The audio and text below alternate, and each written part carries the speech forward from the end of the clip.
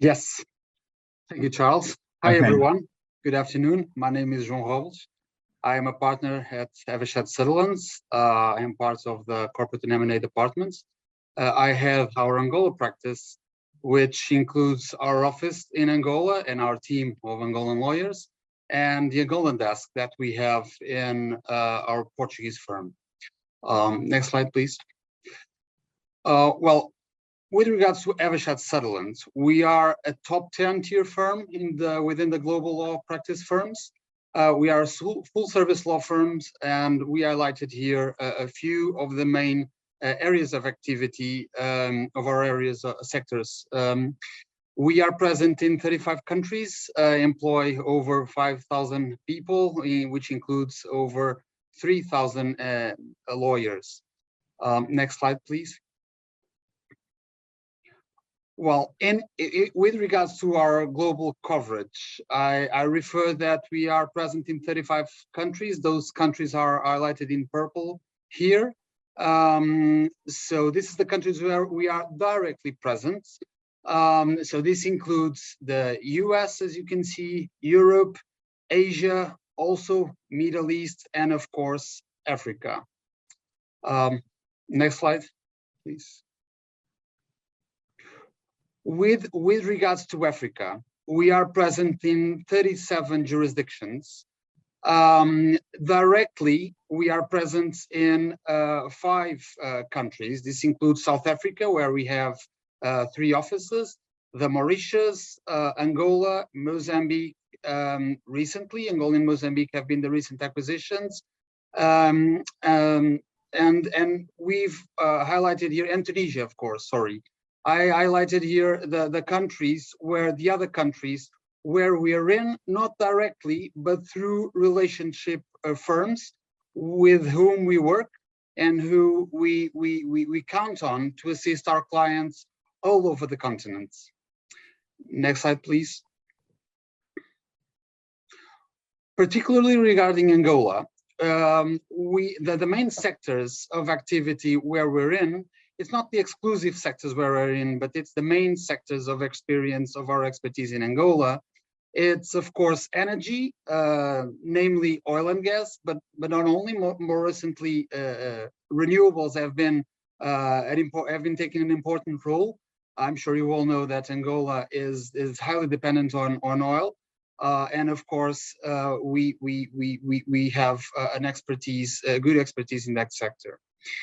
In the banking and finance as well, where we assist multinational finance banking institutions, financing with the Angolan government, and also we assist local banks with their local operations. Infrastructure as well. In the infrastructure, I included real estate, where we act for the major players present in Angola. And this includes local companies from Portugal, South Africa, and Spain mainly. And of course, the industry. Industry is paying, it has a huge and increased role in Angola, and it's getting bigger and bigger. So it's definitely one of the most important sectors, and it will be one of the most important sectors in the near future in the country. Next slide. So in this regard, and given that I only have a few minutes to talk, but to contribute also for the discussion, I highlighted here 3 aspects which I believe that characterize the current business environments in Angola, which are the foreign investment policy. The Angolan government is very keen in attracting foreign investments, and this has led to the removal of several foreign investment barriers that used to exist. Currently, setting up a business in Angola is quite straightforward and fast. So here, during the last 4 years, 3 years, we have experienced a huge improvement.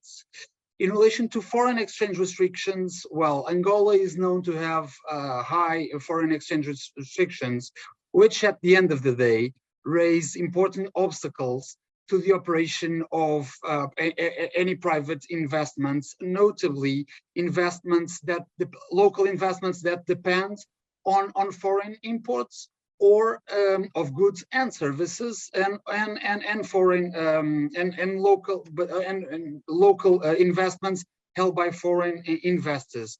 In this regards, the Angolan government has been reducing heavily the existing restrictions, so it's which are currently very minimal. Lastly, I highlighted here the ProPriv, which is the Angola very ambitious privatization program. And the reason I highlighted here the ProPriv is that this sets an important trend of the Angolan government. The Angolan government are now reducing their footprint in the private sector.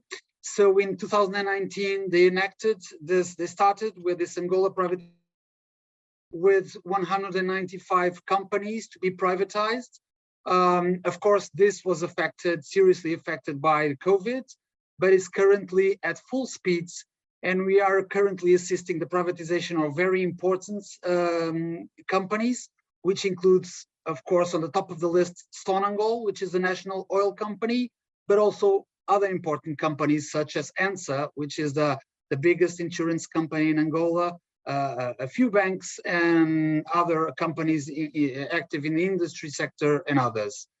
Well, this is basically in a nutshell, in a very reduced nutshell, this is basically what I wanted to tell you, and look forward to participating in the discussions that we will have with Cristina and Stuart. So thank you very much. Okay, thank you very much, Cal. Very briefly, I'll tell you a little bit about Venus Associates, but first of all, a few housekeeping points. Tomorrow we'll be sending you a link with the slides and the podcast. Our next webinar will be on China on the 15th of December, and you'll receive an invitation for that. I'll just say a little bit about Venus. We've been around for a very long time now, probably 35, 40 years. We're primarily working on political and integrity risk consultancy work, not just in the MENA region, but also in large areas elsewhere. In fact, we began working outside the MENA region in 1988, so that's now been well over 30 years.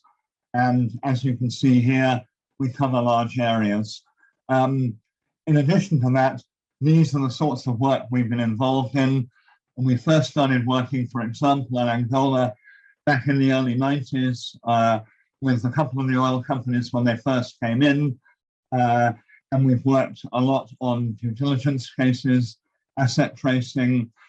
We've worked on a couple of legal cases in Angola, but Angola is not a large country as far as we're concerned. And therefore, I'm delighted that we are going to be hearing more from our two speakers today. I won't provide all the full details here. Read their CVs. You can see it from here, and also you will be able to see it when you get the slides tomorrow. So I'm going to hand over now to Paula Cristina Roque, who will now be talking for about half an hour. She'll then be followed by Stuart, talking about the macroeconomy and debt for about 15 minutes, and then we'll have a Q&A session. So over to Cristina. Thank you, Charles, and good afternoon. It's truly a pleasure to have been invited to talk to you today. Now, I think Angola is on the cusp of some important and existential changes. For those interested in Angola and for those who follow the country, the next 10 months, in my view, will be crucial, and they'll set the pace for what will happen next. So will we see Angola head towards greater reform, the reforms that the current president has already started enacting, or will we see a reversal? And that reversal will head towards greater securitization and centralized control. Now, my talk today will cover three things. Firstly, I'll discuss how power has been structured in Angola. I'll then look at the reforms that President Lourenço has attempted to make to the system. He inherited a very difficult situation left behind by his predecessor.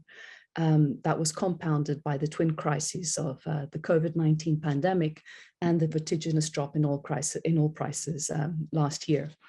And thirdly, the talk will analyze how the upcoming elections can become rapidly the catalysts for this transformational change. On one side, we have an emboldened opposition and an increasingly disillusioned citizenry. And on the other side, we have a ruling party that is factionalized and afraid of the changes that may come. So let me go to slide 1. So looking at the political configuration and the challenges. Now, we see in Angola a very powerful presidency, an amassed, albeit factionalized ruling party, a robust and large security apparatus, and a complete dependence on the extractive industry.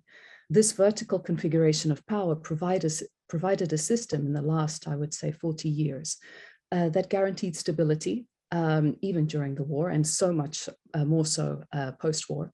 It ensured party loyalty, confidence for investors, especially in the post-war years, and ensured that the political infrastructure was veered towards the hegemonic longevity of the ruling MPLA party.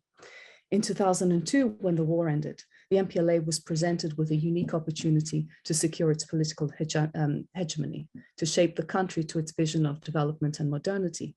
In the post-war years, it would grow exponentially to become an amassed party, to incorporate society into its ranks and becoming the only source of services, employment, and some form of patronage. The party's specialist committees would ensure that professionals in all areas were at the service of the MPLA and that employment was secured in whichever industry by MPLA members. After decades of war and the political existence of zero-sum strategizing, the president, and in this case, I'll be referring to the president who set up the system, which was the former president, José Eduardo Santos, and his closest advisors, understood really their ability to govern as an us or them approach. The them would mostly be defined by the opposition, but also became defined by the general population that the elites not always chose to govern. The majority of Angolans governed themselves in the informality of the parallel economy. Now, securitizing governance was for the ruling elites a safe strategy to contain dissent, to subvert demands for better governance and neutralize any capacity for popular organization and mobilization. Together, these features, so a powerful presidency, a captured economy, an amassed ruling party, and an even more robust security apparatus, however, have created structural impediments to reform. This has emasculated the organs of the state in one way and has become an impediment to building effective institutions supported by a capable, well-trained civil service, and effective and independent courts, a parliament that can hold the executive accountable, and local governments that have the capacity and administrative outreach to govern across the provinces. This has also allowed an elite stranglehold on the economy, which in line with a rentier capitalist economy, allowed corruption to become part of the system and how power and privilege was distributed. The centralization of power has also become an impediment to democratic evolution and reform. A colleague of mine once said, and he was referring to this regarding Zimbabwe, that the ruling elites would not reform themselves out of power. So reform has happened gradually, and that has been the strategy that the current president has. At least he has moved in the right direction of reform. The problem, however, is that the strategic patience, and this term strategic patience was used by somebody videoing one of the protests in Luanda recently, that the strategic patience of citizens is waning, and this is very worrying, especially when you compound that with increased poverty and hunger in Angola, especially in the capital. Now, the system of governance has widened the gap between the government and the citizens, where there is a palpable sense of mistrust with political elites. In fact, an Afrobarometer survey in 2019 was the only time that Afrobarometer actually did a survey on Angola, clearly revealed that the top 3 institutions that people trusted were the armed forces, the church, and traditional authorities. So they had no trust in political elites. And that also applies to the opposition. So neither the government or the opposition. The political economy of corruption has deepened inequality and has led to most being multidimensionally poor. I'll come back to that.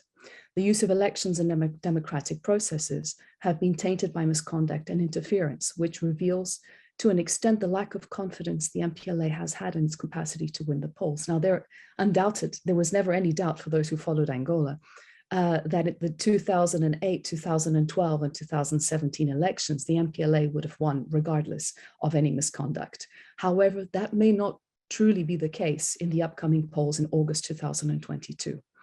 The situation has never been as tense in Angola. Please, can we go to the next slide?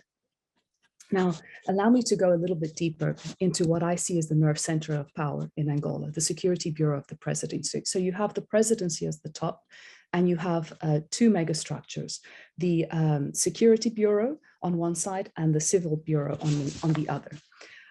Together, they centralize control of the state, shadowing government, supervising the work of cabinet, parliament, and the judiciary, monitoring political developments, and advising on the economy and foreign relations.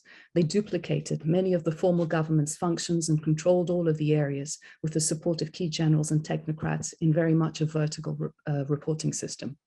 This system also built in parallel defense mechanisms to avert any move from the armed forces to interfere in politics, especially after they won the war, and containing any potential social unrest. Senior military and political apparatchiks were tied into a system that distributed benefits and privileges. This is not new to Angola. This happened in many other countries, creating complicity in defending the system. The Presidential Guard developed into the best trained, armed, and resourced entity of the security apparatus. Now, the Security Bureau was instrumental in allowing President dos Santos to weather the most divisive years of the war. It shielded him from unwarranted international scrutiny, economic collapse, opposition politics, and internal MPLA tensions. The system it erected ensured that the leadership of the FAR, of the Angolan Armed Forces, the police, the intelligence services, members of the executive parliament, and party elites were all beholden to the president. None of these measures and structures were used were new or unique to Angola. The influence of Soviet procedure and Cuban modus operandi seeped through every structure of the Bureau, and that still is characteristic today. Russian and Cuban advisors still today, in conjunction with Portuguese, Israeli, and others, help strengthen different units of the security apparatus and direct their activities to effectively contain subversive actions and ensure that command and control is tight, disciplined, and patriotic. Now, every important portfolio in the last 20 years have run through the Security Bureau. From post-war reconstruction funds, so the funds that came from China, to national elections in terms of organizing every aspect of the electoral process, to regional diplomacy, to diffusing political tensions internally, and even to public health emergencies. So the Bureau was charged with addressing the government's containment measures with the COVID-19 pandemic. Now, in the post-war era, Angola continued and has continued. And this is why I wanted to explain why I use the term securitization, that in peacetime, Angola claims to have one of Africa's largest armies and in a mass structure of competing and parallel forces that together with ex-combatants and intelligence officers could easily exceed 1 million individuals. Now, this is in a population of 31 million.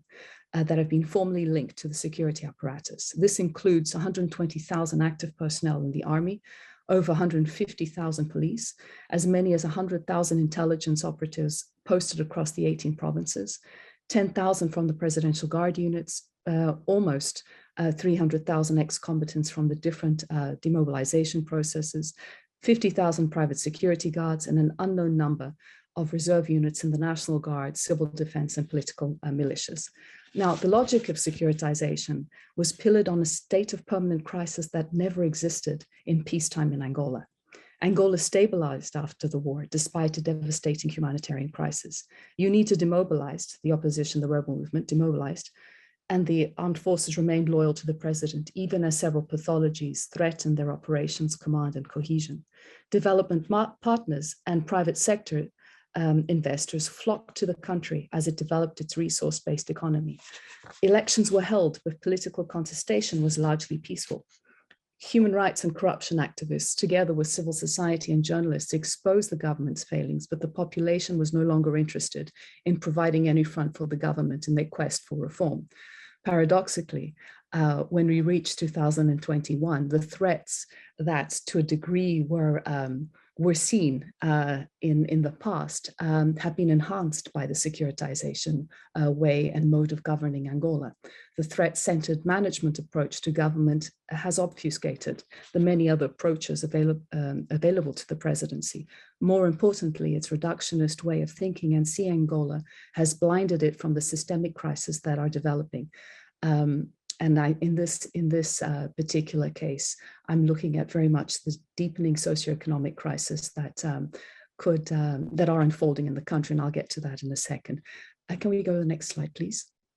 Now, in September 2017, we saw Angolans elected a new president. So after almost 40 years, President dos Santos decided to hand over power to his defense minister.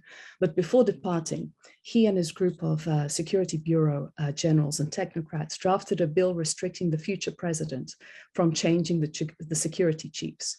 This was to ensure that the Security Bureau would retain ultimate control. Dos Santos had also left the main levers of the economy, oil, diamonds, construction, and the Sovereign Wealth Fund, in the hands of his children and his closest advisors. Weeks into President Lourenço's mandate, he reversed these decrees and reshuffled the leadership of the different branches of the security apparatus. He removed Isabel dos Santos from the national oil company Sonangol, removed her brother Zé Filomeno from the Sovereign Wealth Fund, sidelined their siblings' economic interests, and began targeting officials with corruption charges. To shield himself from the aftershocks of these actions, and it took a lot of courage for the current president to do so, Lourenço increased the securitization of non-military sectors of the state by placing generals and former political commissars and other officers in civilian roles across the executive and judiciary. Now, President Lourenço came in as a reformer of the economy. He did not come in as a reformer of the political system. He inherited a very difficult situation, not of his doing, and certainly in some areas completely out of his control. He began by choosing to reform, but the impetus to reform the economy has collided with the need for political reform. One cannot truly be separated from the other. When he took the helm, Angola was deep in an economic recession. The country had been badly affected by the 2014 oil crisis, with a drop in oil prices leading to a loss of billions of dollars a year in revenue. Within 7 years, Angola's GDP had fallen from 120 billion in 2013, so the peak of its oil, to 51.3 billion in 2020. Today, Angola's oil production stands at 1.2 million barrels a day, down from 1.9 million barrels a day at the height of its oil boom in 2008. The country's production is expected to decrease even further, and I'm sure Stuart will cover this. Now, protecting the oil industry naturally became a priority for the new president. The government began introducing legal reforms in 2018 and further restructuring the national oil company Sonangol. This restructuring also aimed to sanitize the country's international image, hoping to gain access to new sources of capital and investment. Efforts towards macroeconomic stability were pushed forward with reforms intended to cut costs and consolidate public finances. These reforms were enacted in coordination with the IMF, which I think Stuart will cover in his presentation. The 36-month arrangement was aimed at helping Angola buffer itself against volatile oil prices, stymied growth, and its current account deficit. In December 2018, Lourenço created a multi-sector commission comprised of SINS, which is the Domestic Intelligence Services, SIC, which is the Police Investigative Unit, the Attorney General's Office, and Sonangol and others, to determine all the private investments that were made with public funds. Within 3 months, the commission had reportedly detected deals totaling almost $5 billion. The president began his anti-corruption crusade with the objective of recovering tens of billions of dollars that had been squandered during the post-war years. The drive served 3 main objectives. It was as much about aligning political support and subverting allies of the previous administration as it was about allowing for a relatively cost-free strategy to internationally renew the country's image. The strategy also aimed to bring enough money back to bridge the budget deficit, which it never did. For the first time in almost 2 decades, the concentration of wealth fell outside the group with political power. The wealthiest Angolans, mostly linked to the Dos Santos presidency, in the form of family and government members, no longer retain political power. This created a serious problem within the MPLA, given the design of the political economy of the country. Lourenço had to pragmatically adjust his strategy to allow for political targeting of some elites while protecting others. A former advisor to President dos Santos told me, and this was just before the COVID-19 pandemic hit, that if the anti-corruption drive were real in Angola, President Lourenço wouldn't have a government. Now, what he meant was everyone was networked into a system that was fed by opportunities and rents. So within the MPLA, President Lourenço had those that were spared. So an elite that was spared because they were necessary, others that were rehabilitated and protected, and many that were prosecuted. In some cases, corruption continued during Lourenço's presidency, unconstrained by efforts to clean up the political access. There are many examples, but one that I would mention, actually two, is the former Vice President Manuel Vicente and the chief of the civil cabinet, both have been exposed very directly with corruption cases and have been protected by the current president to his detriment, unfortunately. So Lourenço, just to wrap up this slide, Lourenço chose to reform rather than witness the unraveling of a country and the weight of political decline, economic mismanagement, and unaddressed poverty. He inherited severe pathologies, but began tackling the most urgent issues, including the economic recession and breaking the pattern of systemic and institutionalized corruption. Despite this, and in the short political life of Lourenço's presidency, he rapidly passed the phase of enchantment. And there was enchantment. I think he rallied a lot of support in Angola with the youth, with dissent groups within the population as he was enacting these policies that required a lot of courage. But it went from the phase of enchantment to a phase of realism. His promised economic miracle of bringing out of poverty 3 million Angolas has not materialized. And his government has continued to replicate some levels of the ineptitude of the past. Satisfying public expectations of change required more than merely reducing the influence, wealth, and patronage of his predecessor. Now, to survive the massive aftershocks of the recession, Lourenço should have taken steps to ease the social tensions, which posed the greatest risk to his government. Development programs remained, however, rhetorical and directed towards electoral campaigning and political gains, and this is very much accelerating as we move into an election year. The most vulnerable should have been protected from the effects of austerity measures, and social services should have been bolstered, staffed, and funded. The youth need jobs. And sustainable livelihood strategies. I mean, we're seeing 3 additional million voters that have come of age that are going to vote next year. So this is a very young population in Angola, and the prospects for their economic prosperity are very limited. Above all, the state and the ruling elites should have found avenues to dialogue with the Angolan citizenry in order to avoid all the multiple crises developing into instability. Instead, President Lourenço opted for a hybridized response and chose to reform enough to survive these crises, but not enough to completely threaten the political hegemony and stranglehold of the MPLA elites on the state and the economy. Please, can we go to the next slide? So, securitization 2.0.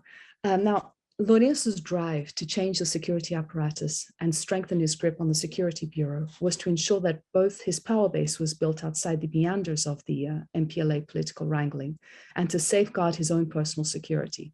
Given the fragmentation within the MPLA, the support his predecessors still retained within the party, and the need to sacrifice political heavyweights in the corruption drive, Lourenço had to ensure his own survival. Within the first year of his administration, rumors circulated in Luanda that he had suffered 2 attempts on his life from elements within the security apparatus. Details were sketchy, but generals within the armed forces commented that the changeover in schedules of his personal guard altered after these alleged incidents. Now, unlike Dos Santos, during the Dos Santos era, when coups and threats to the presidency were enhanced to ensure power grabs by competing security agencies, these alleged attempts were kept secret. The president's brother, General Cerqueira, who already had a leading position within the Security Bureau, was promoted to deputy chief of the Bureau and head of the Presidential Guard. Now, Lourenço began placing close colleagues and friends from his days as an MPLA political commissar in leading roles. Although he made changes to the leadership of the armed forces, the Presidential Guard, the intelligence services, the police, and more broadly within the Ministries of Defense and Interior, he retained the Bureau's structure and potentially even expanded the role and duplication of intelligence branches within the presidency. Now, I'm going to move on to the next slide because I might be overstretching my time here. Thank you. When COVID-19 hit, Lourenço's presidency was facing a challenge it was not remotely prepared to tackle. In fact, few countries were.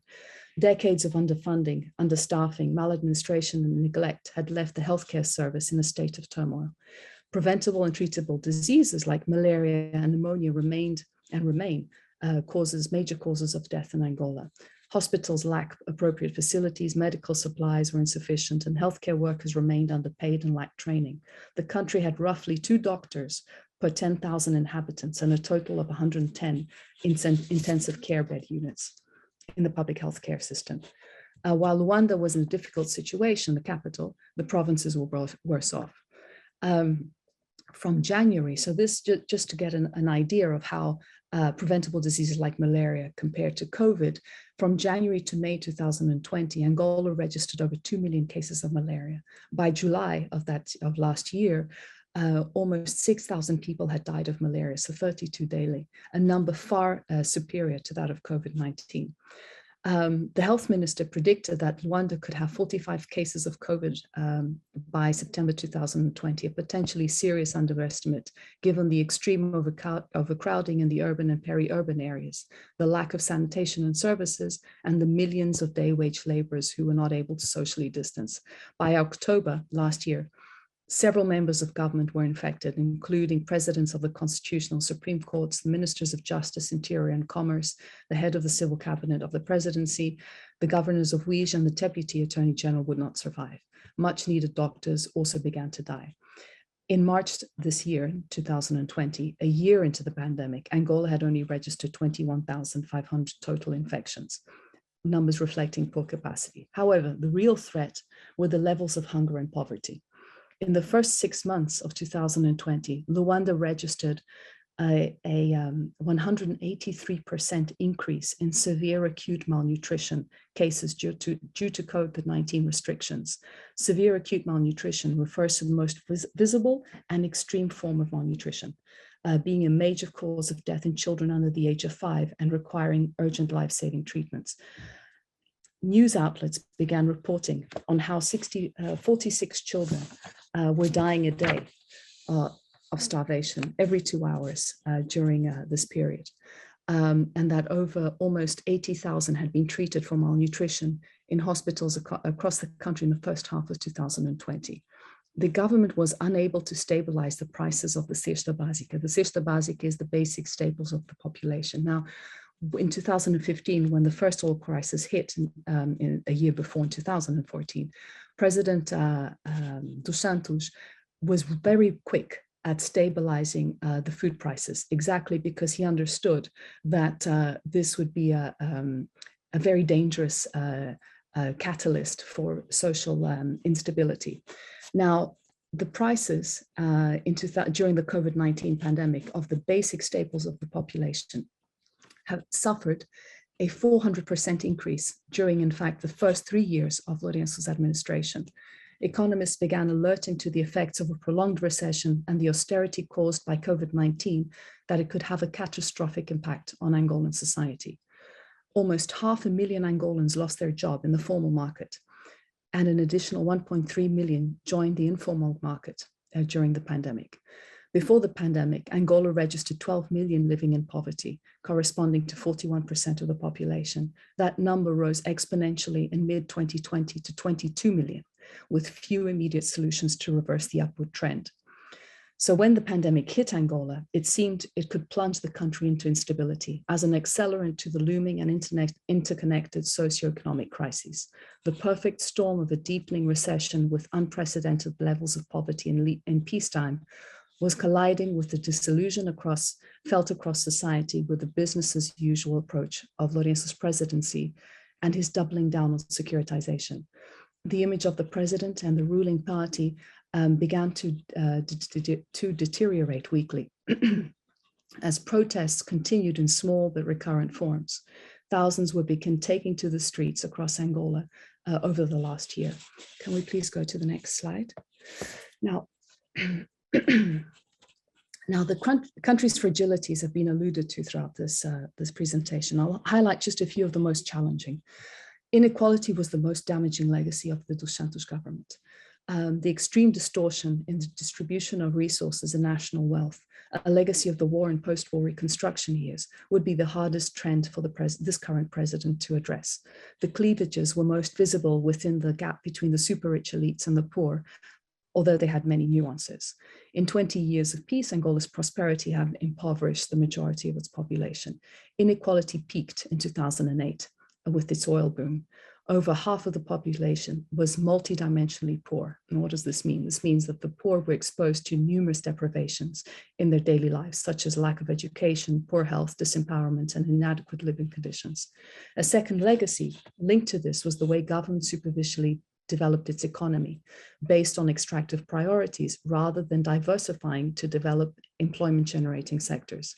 The country lost an opportunity to invest in job creating industries during the oil windfall of 2004 to 2013, where state coffers were filling up with double-digit oil growth. Oil dependency caused by lack of diversification and competitiveness is, however, on a finite timeline. The country desperately needs to rethink its economic model and speed up its non-oil economy for future growth, focusing especially in the areas of renewables and agriculture. The year 2022 will most likely be characterized by a general downward trend in oil production capacity resulting from structural decline and a permanent change to the country's economy. Another legacy was the instrumentalization of democratic procedure and principles. Facade democracy upheld by procedural practices of elections and parliamentary debates hid a difficult reality of authoritarianism, benevolent authoritarianism, although the country had never, in my opinion, has never had free, fair, and transparent polls, despite numerous international observation missions legitimizing results. In fact, senior MPLA leaders privately acknowledged the fraudulent practices they engaged with in tampering with results and what this has meant for their legitimacy governing. These leaders also understood how the opposition has come to gain ground in the last few years and is stronger, potentially capable of winning in future polls. Now, calls for renewal and reform have become louder and they are widespread. So this is what we meant by, are we heading towards a collision of several of these elements? Please, can we go to the next slide? So elections in 2022. Now, elections have served many strategic purposes in Angola, beyond the functioning of electing a parliament and consolidating democratic procedure. In fact, in some cases, those two objectives were residually important. Rather, elections served to secure and reinforce the president's hegemony. They served to eliminate the opposition and allowed for the consolidation of a securitized government. Elections became the vehicle to return Angola to a degree to a one-party state, while at the same time gaining national and international legitimacy. They allowed the government to appropriate the necessary powers to pass laws, decree orders, structure administrations, and direct larger amounts of funds to priority areas.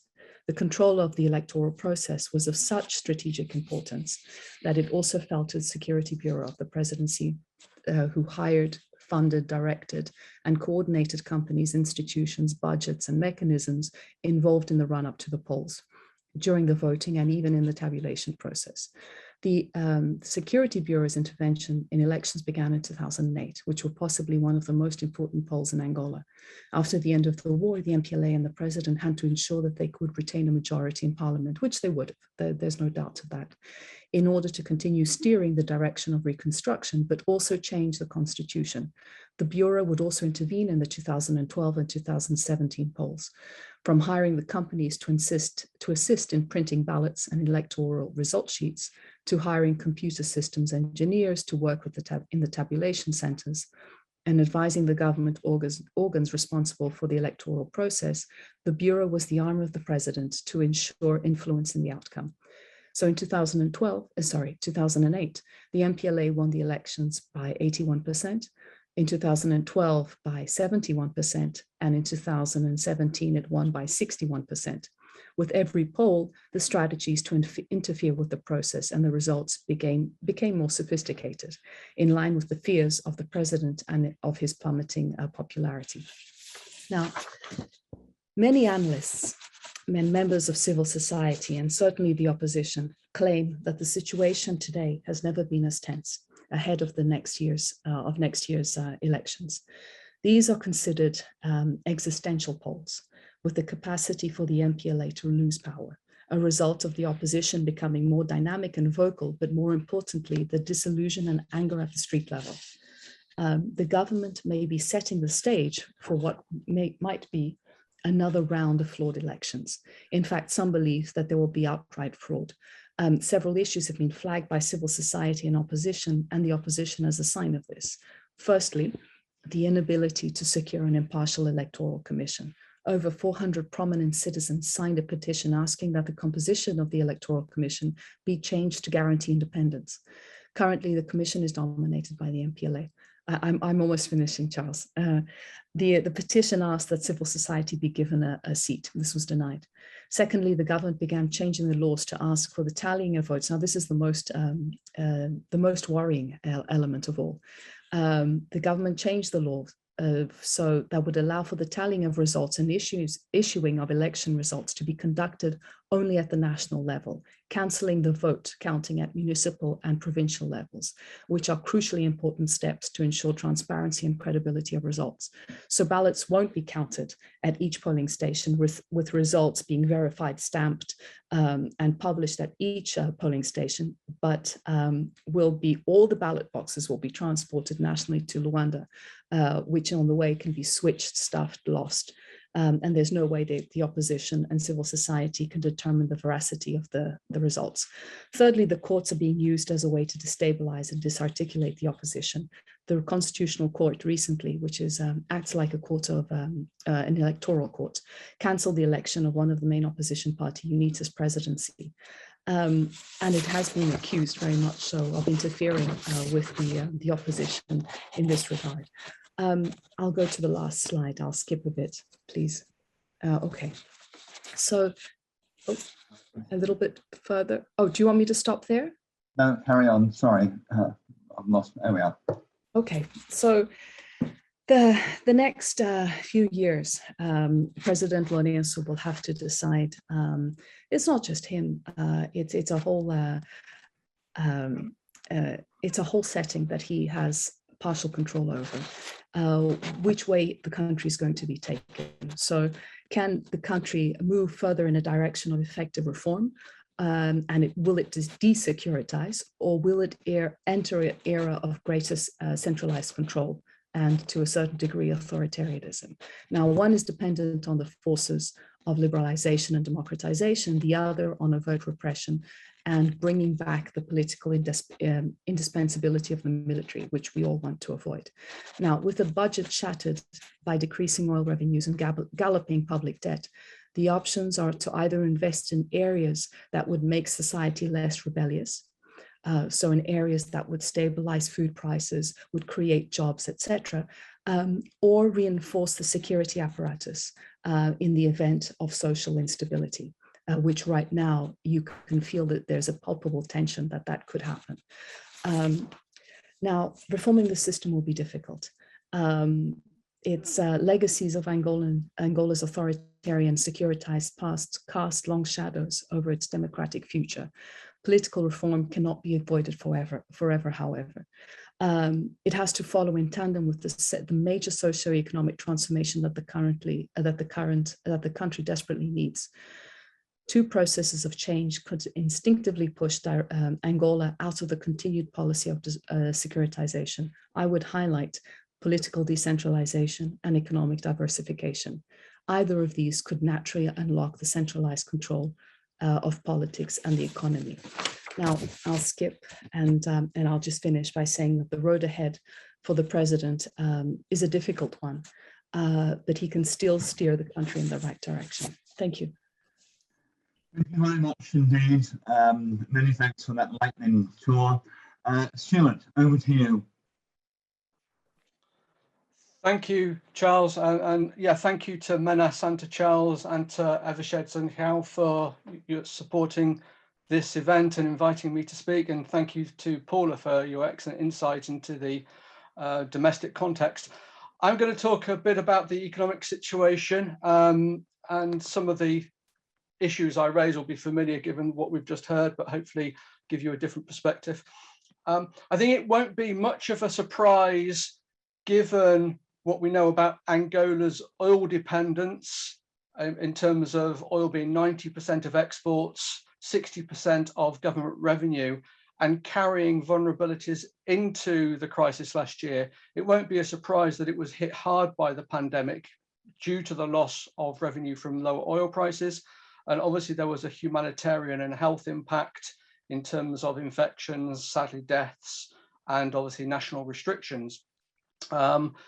In fact, I think amongst investors, one country that people were concerned about that might end up having to default as a result of the pandemic was Angola, partly because of the oil price shock and also because of its own debt situation.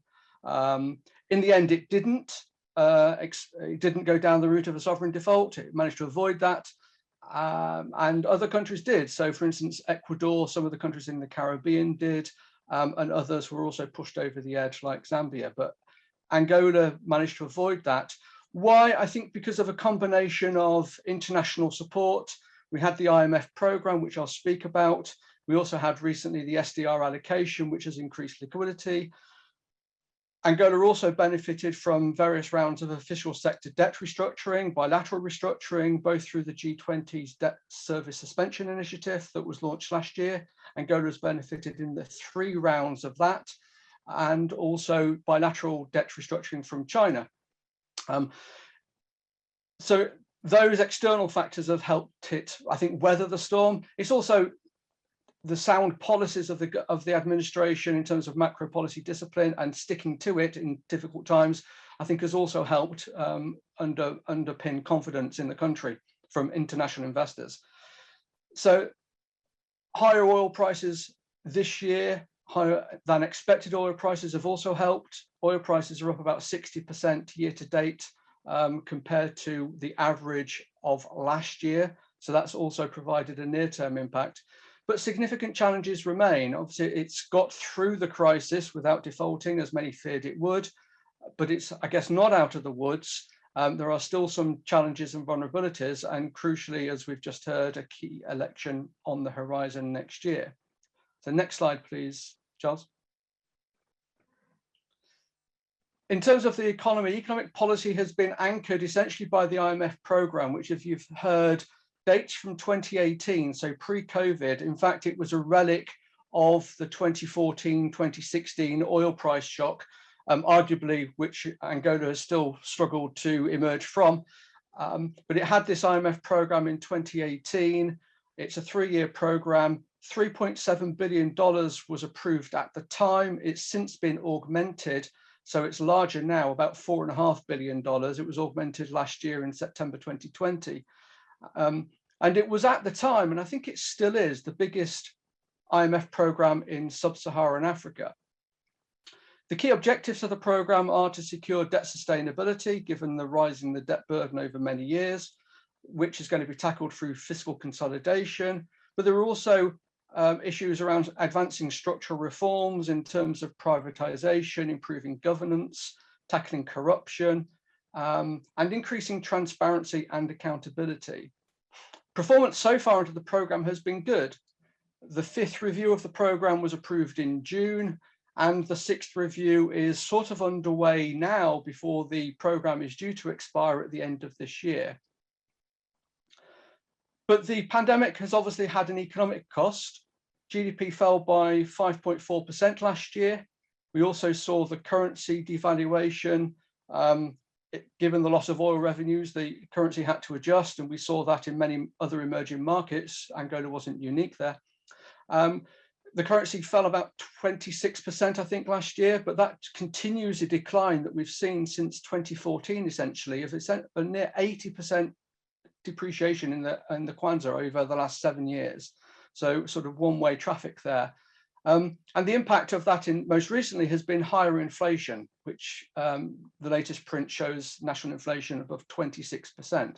The central bank has had to tighten interest rates. It did that quite aggressively in, I think it was July, and more might have to follow.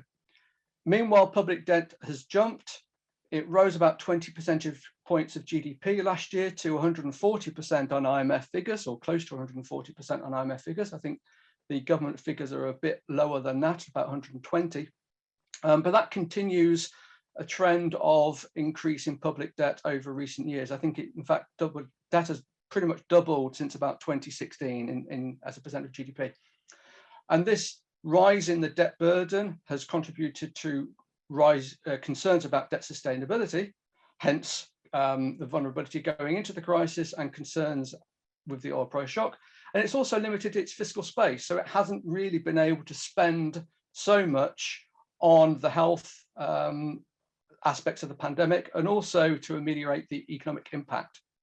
And all these factors, so contraction in growth, continuing weakness in the economy, high inflation, currency weakness, could all undermine the government's popularity ahead of the elections next year.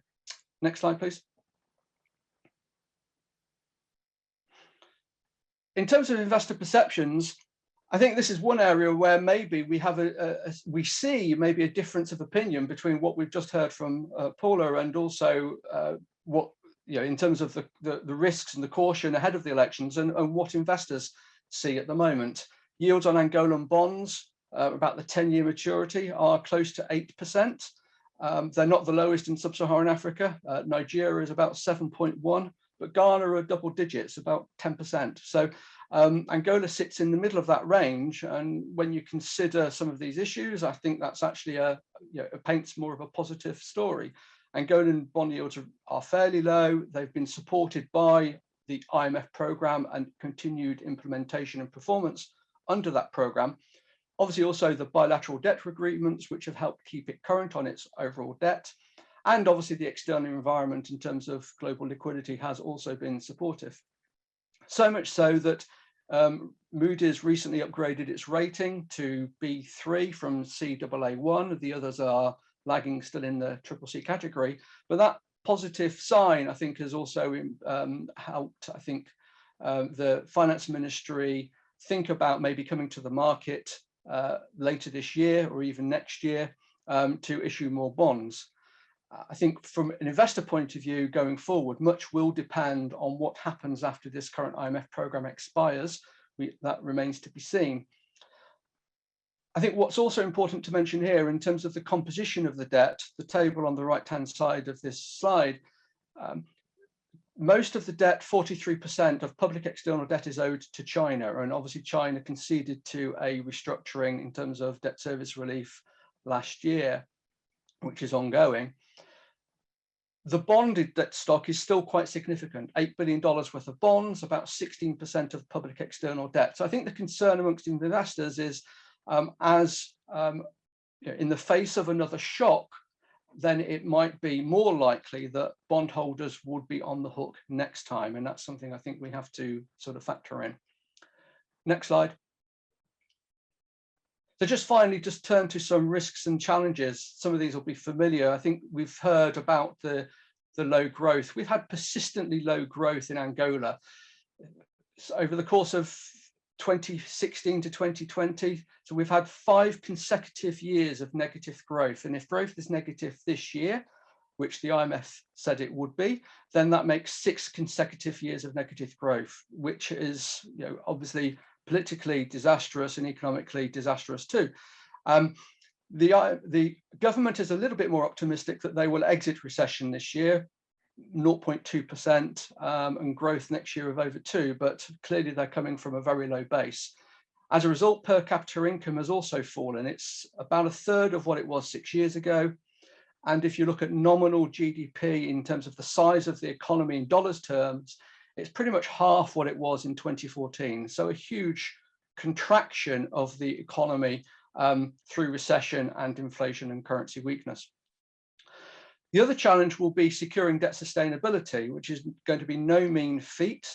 Public debt has obviously increased. It's been on a rising trend for a few years, but jumped as a result of the pandemic. The IMF projects it to fall this year, certainly to about 100% of GDP and thereafter, as the right-hand chart shows.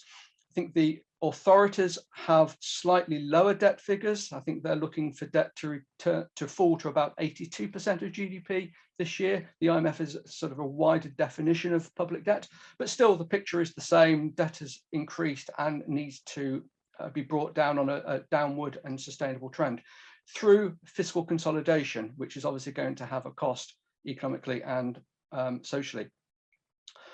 Gross financing needs are also quite high. I think they were 20% of GDP last year. They are going to be coming down because of the fiscal effort, but it shows that they will be vulnerable to continuing shocks and sudden stops of capital, while liquidity in terms of net official reserves at the central bank are also quite low, less than $10 billion.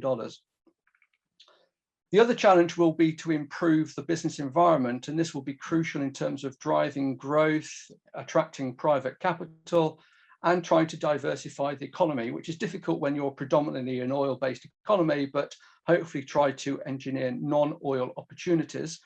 We've heard about this, that the business environment is tough. The Angola ranks, I think, 177 out of 190 in terms of the Doing Business Index. But there has been some improvements, and recently the government has lauded its ability to sell 41 assets in its privatization program launched 2 years ago, with potentially another 40 by the end of this year, which is, I think, a good start. And then finally, we have political risks, which obviously we've already heard, so I won't particularly dwell on. I think probably what will be interesting is if we have a more contested election, a more competitive election, which I don't think is really discounted in bond prices at the moment, then how would that play out? And from an investor point of view, if it was the case that the MPLA lose and we get an opposition government, what does it mean? We have no experience of what an opposition government would look like. My lifetime has been the MPLA have ruled pretty much all over my lifetime. So what would they do? What would economic policy be? We don't know.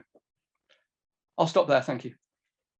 All right. Thank you very much indeed. I'll stop sharing now, and then we'll have see what we have here in the way of questions, if any. Right. Okay, Ewan Grant has asked, what do our speakers think of the ICIJ Luanda Leaks report into Senhora dos Santos? I felt it didn't address the deep state issues that you forensically advised. And Stuart, does the IMF take off the books trading into strategic minerals into account in its assessments, which is also an issue in Mozambique? Cristina, do you want to answer first? Yes, thank you. Can I just, if you allow me, just one second, just to answer Stuart's last question, which I think is so pertinent, which what would an opposition government do? It would have to face the exact same constraints as the MPLA does, and it couldn't do it alone. I think one of the difficulties that the current administration had to face, and that's why it couldn't go after every corrupt official, which was that it needed to find where the proverbial skeletons were. You had to find the money, and that's one of the difficulties. So that also ties into the question that was asked now, which was, what do I think of the Angola leaks investigation? Well, we're dealing with a notoriously opaque regime. It's very much, has been over the years, very much a system of smoke and mirrors. So the investigation had to tie in numerous shell companies in numerous jurisdictions. So it wasn't an easy investigation. In fact, the opacity is extended to numerous of those jurisdictions as well. In fact, criticism should also be offered towards the Portuguese authorities for their inability to ask where the funds were coming from, where they were purchasing. Ms. dos Santos was purchasing leading positions in companies in Portugal. So I think the work is opened a door. But it isn't the end of it. And in fact, we see the difficulties of tracing the money, of following the money. In fact, we could be looking at tens of billions of dollars that have been lost to corruption over the last, during the last 10 decades, 2 decades, forgive me. And the president is nowhere near close enough to finding where they are and where they're being stored. Some indications are already there, but I mean, scandalous numbers are coming out from Switzerland in the most recent case of almost $1 billion having been stored in Swiss accounts by the first president of Angola's son-in-law, who ran the AAA insurance company that was the main insurance company for the oil industry. So I think this is the investigation began something that needs to be taken along in the same direction. One thing that I think is important, and this I didn't say in the presentation, is that the current head of the Domestic Intelligence Service, so SINS, General Miala, has very much been guided towards looking into the elites and to the elites' financial affairs. Now, it was also very clear that that the corruption that occurred under dos Santos was very much allowed and fomented by the presidency himself. So the numbers are there, the names are there. It may not be easily accessed to the current president. So I think there's the difficulty. Okay, Stuart, could you talk about off-the-books trading of strategic minerals and whether that's taken into account as far as the assessments of the economy? And then linked to that, in terms of servicing the external debt, to what extent do you think the president will continue to service the debt of the Dos Santos era? Yeah. Thanks, Charles. So yeah, thanks, Ewan, for the question. I like the sound of Dr. Culverhouse, but unfortunately, I'm not. But thank you for the promotion. No, I'm not sure I fully understand the question in terms of is this illicit trading in minerals which you know, maybe get smuggled, etc.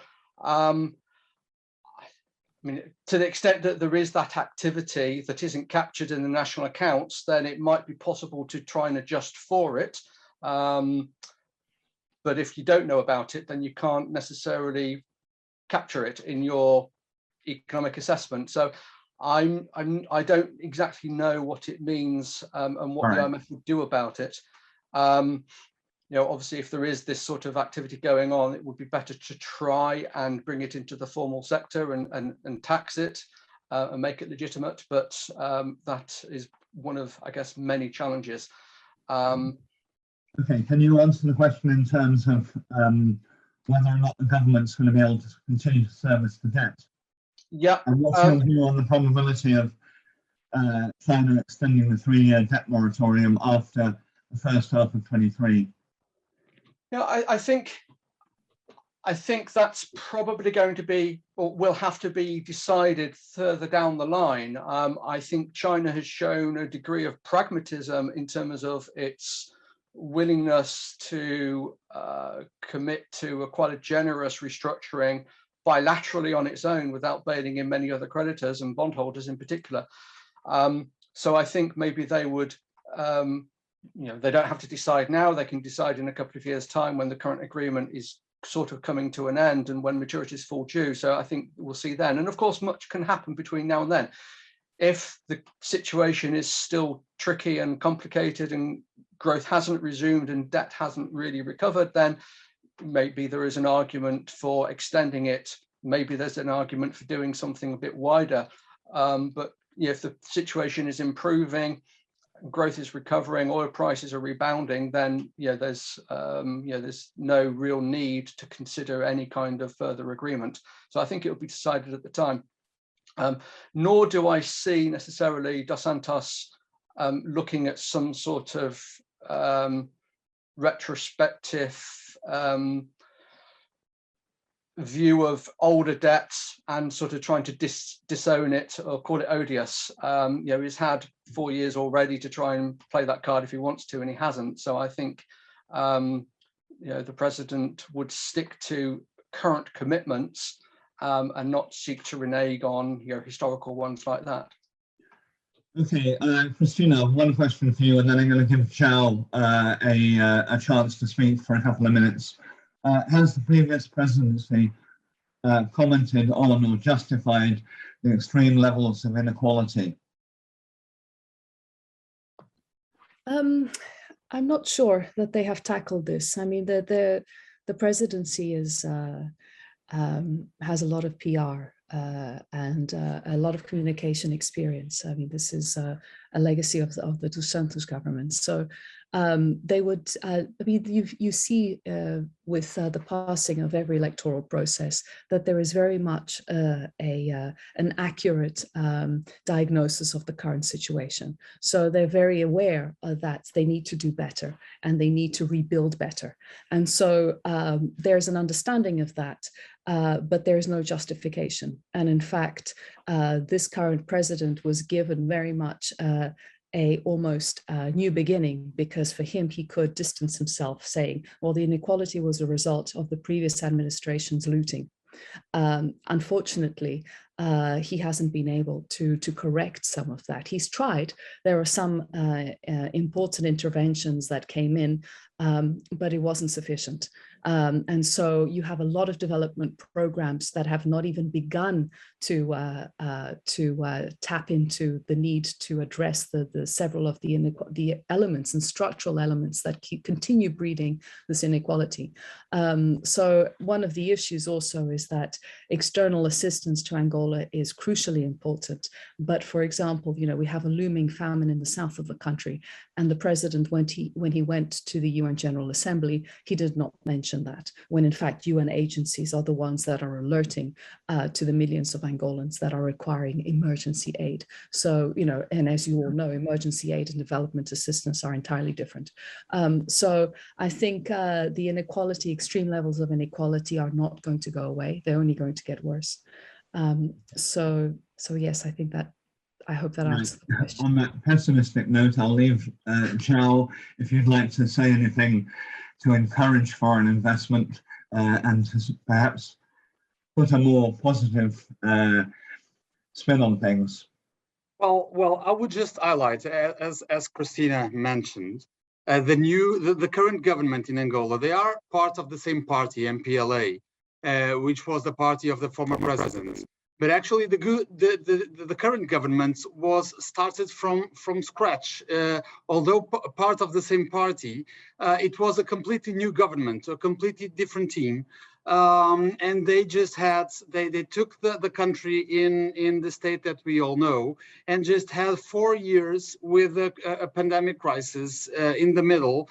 That ruin a significant part of their efforts to build the country, and I think that has to be taken into account. It should also be noted that the government put it in place several reforms. Cristina and Stuart mentioned those as well. I tried to briefly mention them in the beginning, but I believe that they are going to be crucial and set the new trend for the country. And I'm addressing the private investment barriers that the government eliminated by trying to attract better and more foreign investor, the foreign exchange restrictions, and the new trends of privatizing the economy. This is linked with the diversification of the economy.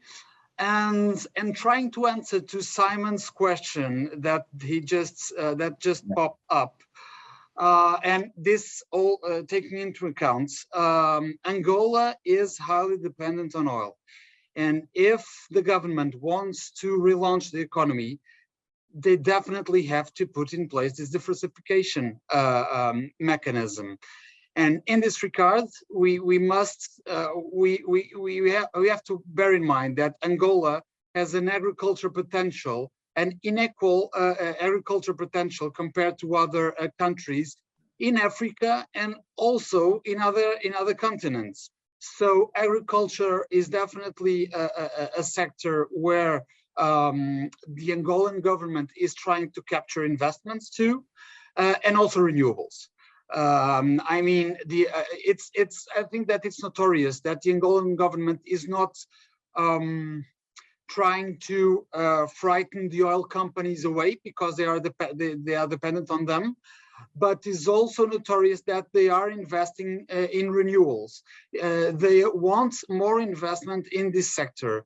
And of course, investment in these sectors, agriculture and renewables, and also industry, because they want to be less dependent on imports, will bring growth to other sectors. We can think of other sectors such as tourism and others, but definitely I think that these three sectors, economic sectors, will definitely be the future in the Angolan economy.